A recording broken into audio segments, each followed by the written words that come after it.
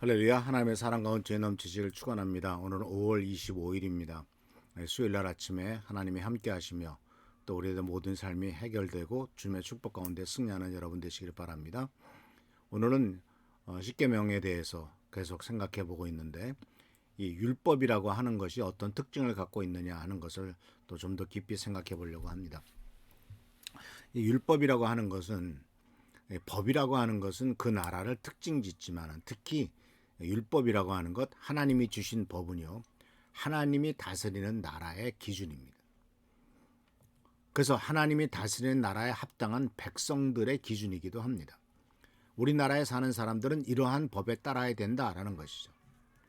그래서 이러한 것들은 바로 나중에 요한복음 4장에 나오는 것처럼 이스라엘 하나님 앞에 나아갈 때 중요한 것은 어디에서 무엇을 하느냐라고 하는 장소의 문제가 아니라 신앙과 생활 윤리가 매우 중요하다는 것을 보여주고 있는 것을 볼 수가 있어요.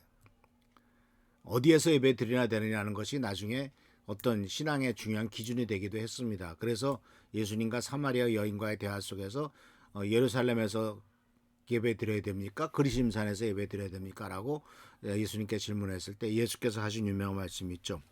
하나님께서 원하는 것은 이것도 아니고 저것도 아니다. 하나님께서는 신령과 진정으로 예배를 드리는 자를 찾고 있다라고 말씀하셨는데, 이 신령과 진정으로 표현되는 것은 바로 뭐냐면 장소가 중요한 것이 아니라 신앙의 윤리, 그리고 또한 생활의 윤리가 매우 중요하다는 사실을 분명히 가르쳐주고 있는 것을 볼 수가 있습니다. 그래서 사랑하는 성도 여러분, 하나님의 백성의 기준은, 사실 이스라엘 민족에게 있어서 하나님의 백성의 기준은 아브라함의 후손이냐 하는 것을 기준으로 삼았습니다. 혈통적인 기준만을 따랐던 것이죠. 그러나 주님께서 우리들에게 말씀하시는 것은 혈통적인 기준이 아니라 하나님과의 관계가 어떤 것이냐 하는 것이고, 어제도 말씀드렸습니다마는 하나님과의 관계는 하나님이 주신 율법을 어떻게 받아들여서 그대로 따라가느냐 하는 것과 관계가 있다라는 거예요. 결국은 율법이 하나님과의 관계의 기준을 사는 것 보여주는 것이고, 어떤 삶을 살아야 되느냐 하는 것을 보여주는 것이죠. 이것이 바로 이스라엘 민족이 백성이 하나님의 백성이 되는 요건이요, 기준이라 하는 사실을 발견할 수가 있어요.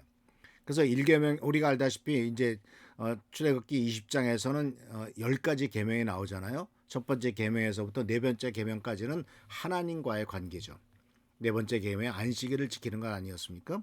그리고 다섯 번째 계명인 내 부모를 공경하라부터 시작해가지고 10번째 계명, 내 이웃 것을 탐내지 말라라는 말씀으로서 이제 계명이 나타나는데, 첫 번째, 네 번째는, 첫 번째에서 네 번째까지는 이제 하나님과의 관계에 대한 얘기고, 다섯 번째에서 10번째까지는 인간 관계의 도덕적인 기준을, 아주 기본적인 기준을 얘기하고 있는 것을 발견할 수가 있어요.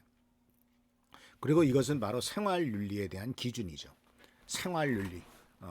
부모에 대한 것, 거짓 증거하지 말라, 거짓말하지 말라, 살인하지 말라, 도둑질하지 말라, 간음하지 말라, 남의 것을 탐내지 말라, 거짓 증거하지 말라, 이런 것들이 모두가 다 생활 윤리가 아니겠습니까? 그런데 이런 윤리에 대해서 이제 구체적으로 얘기한 것이 어제도 말씀드렸다시피 21장에서부터 23장까지 나오는데, 이 21장에서부터 23장까지 나오는 윤리는 어떤 기준을 갖고 있느냐, 어떤 아주 그 기반의 모습을 깔고 있냐면은, 특히 힘없고 연약한 자들에 대한 배려와 연약한 자들에 대한 것들을 먼저 생각하는 것이 이 하나님께서 주신 법이다라는 거예요. 사실 경제적으로나 정치적으로나 권력에 힘이 있는 사람들은 법을 이용해 먹기도 하고 그 법 위에 군림하기도 합니다. 심지어는 그 법을 자기 마음대로 해석하기도 하고 또 자기가 원하는 대로 법을 만들기도 합니다. 그러나 하나님께서 주신 법은, 이 십계명의 법은 결코 변함이 없죠. 그것을 변개시키는 법이 없습니다. 그러나 이 세상의 법은요, 바꾸기도 합니다. 폐기하기도 합니다. 새로운 법을 만들기도 하고요. 또는 법을 만들어 놓으면 그 법에 따라서 그것을 실행하는 것을 시행령이라고 하는데, 이 시행령에 따라서 마음에 들지 않는 법을 슬그머니 무기력하게 만들기도 합니다. 그러나 하나님께서 원하시는 것들은 그렇지 않죠. 하나님의 법은 변개되지 않습니다. 그리고 하나님의 법은 철저히 어렵고 힘든 사람들, 고아와 과부와 나그네로 상징되고 있는 가난하고 힘든 사람들의 편을 들고 있는 것이 하나님의 법입니다. 그래서 종에 대한 법이라든가 폭력에 대한 법, 소유에 대한 것, 배상에 대한 법들, 이런 모든 것들은 철저하게 소유권자 또는 가진 사람들 또는 어떤 권력 있는 사람들을 중심으로 해서 만든 법이 아니라 어렵고 힘든 사람들을 대상으로 하는 율법인 것을 발견할 수가 있어요. 특히 이 도덕과 종교에 대한 것, 인간관계 문제에 대한 것, 짐승들과의 관계에 대한 것, 심지어는 이 하나님이 만드신 자연 질서와의 관계 같은 것들도 모두가 다 인간으로서 마땅히 어떻게 살아가야 될 것인가 하는 것을 잘 보여주는 율법이라고 할 수가 있습니다. 그래서 사랑하는 성도 여러분, 율법은 폐기하는 게 아닙니다. 예수님이 십자가에 달려 돌아가셨다고 해서 율법이 다 끝난 게 아닙니다. 오히려 그 율법은 가장 기본적인 하나님께서 우리들에게 가르쳐 주신 법이라는 사실을 꼭 기억하시길 바랍니다. 그리고 이 법에 대해서 이제 신약 성경으로 넘어왔을 때 이것을 자세하게 가르쳐 주는 것은 이 산상수훈이에요.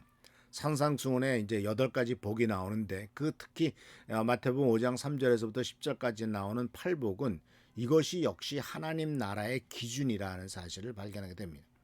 마음이 가난한 사람들은 복이 있다. 하나님 나라가 그들의 것이다. 슬퍼하는 사람은 복이 있다. 하나님이 그들을 위로할 것이다. 온유한 사람은 복이 있다. 그들이 땅을 차지할 것이다. 의에 줄이고 목마른 사람은 복이 있다. 그들이 배부를 것이다. 자비한 사람은 복이 있다. 하나님이 그들을 자비롭게 대할 것이다. 마음이 깨끗한 사람은 복이 있다. 그들이 하나님을 볼 것이다. 평화를 이루는 사람은 복이 있다. 하나님이 그들을 자기의 자녀라고 부르실 것이다.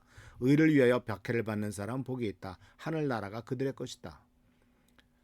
첫 번째의 복과 마지막 복이 같죠. 하늘나라가 그들의 것이다. 즉 하나님 나라의 백성이 될 수 있다. 하나님 나라가 그들의 소유물이다 하는 것이 마음이 가난한 자와 의를 위하여 박해를 받는 사람이라고 하는 이와 같은 기준을 내려놓았을 때 이것이 바로 하나님 나라의 기준인 것을 발견할 수가 있어요.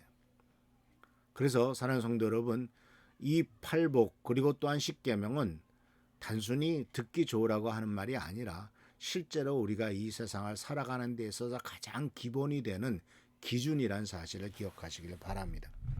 그리고 이 말씀 속에서 하나님께서 이 세상의 기준과는 전혀 다른 기준으로서 우리에게 말씀하시며 그 기준대로 따라 살아갈 때 정말 하나님께서 축복하시는 길, 또 하나님 나라가 우리 것이 되는 길이 여기 있다라는 사실을 꼭 기억하시면서 주님의 은혜 가운데서 율법을 은혜로 받아들이고 또 그 율법에 따라 살아가고 그 율법에 따라 순종함으로써 하나님께서 축복하시고 채워주시는 놀라운 은혜가 있기를 바랍니다. 그리고 동시에 율법에 특히 이 산상수훈의 팔복을 따라 살아감으로써 하늘나라의 복, 하늘나라의 축복이 우리 모든 성도님들에게 임하기를 바라면서 하나님의 귀한 말씀을 생각해 보았습니다. 기도하겠습니다.